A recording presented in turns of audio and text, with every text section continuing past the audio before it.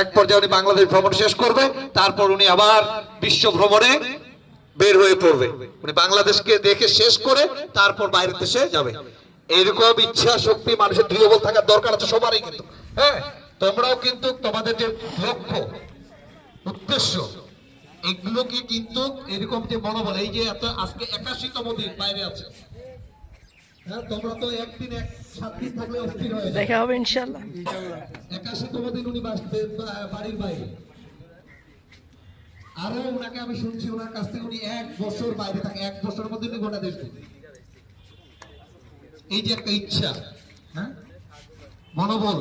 আমি জিজ্ঞেস করছি যে এত যে বাইরে থাকেন বাড়ির কথা মনে পড়ে না? পড়ে, বাড়িতে কথা হয়, কিন্তু মনের মধ্যে যে প্রবল ইচ্ছা বাংলাদেশকে কাছ থেকে দেখা, এই ইচ্ছা শক্তিটাকে উনার অনুপ্রেরণা যোগাচ্ছে। না যতই কষ্ট হোক, যতই পরিশ্রম, আমাকে আমার লক্ষ্যে পৌঁছাইতে হবে। এইভাবে প্রত্যেকের যার লক্ষ্য আছে, দৃঢ় মনোবল নিয়ে আমরা যদি সামনে আগাই, প্রত্যেকের স্বপ্ন সফল হবে ইনশাআল্লাহ।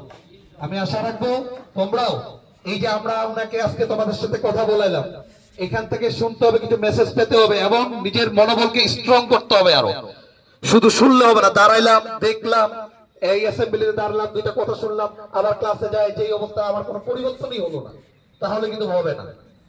আশা রাখবো তোমাদের যেন এই পরিবর্তনগুলো তোমাদের মধ্যে আসে, আমরা যেন লক্ষ্য করি, আমরা যেন দেখতে পাই।